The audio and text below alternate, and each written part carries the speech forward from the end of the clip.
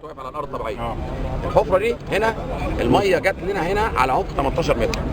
الارض متغيره، مره 18 متر، مره 15 متر، مره في الستر الترابي بتوصل لما لحد 30 و33 متر. فبنقول المنسوب المتوسط لعمق الحفر اللي احنا هنحفره الحفر على الناشف بيوصل لحد 20 متر، مره 15 18 مره 30 يبقى تقريبا 20 متر. ال 20 متر دول بيعملوا لنا تقريبا بنقول ال 250 وشويه الا شويه في حفر على الناشف، تقريبا ربع مليار، كمان ربع مليار تقريبا او اقل سنه.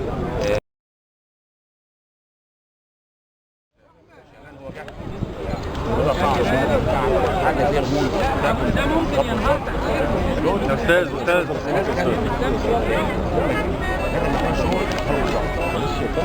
هنخلص في قد ايه؟ في 6 شهور. هنخلص 6 شهور.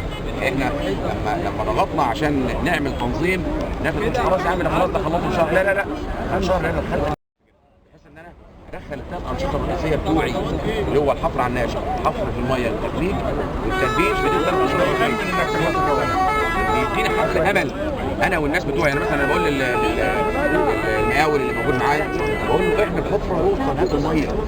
هات الميه ليه؟ اولا هو اطمن ان في الميه هي هيوصل لها الامل قادم ان شاء الله. لكن هو عرف شويه طبعا عاملين ثانيه شبكيه بنعمل صحيه وحاجه، ولكن المفروض الميه الطبيعيه الميه الوفيه احنا جنب القناه، ولكن في بعض الاحيان بتلاقي نتيجه ان في زراعات قريبه بتلاقي الميه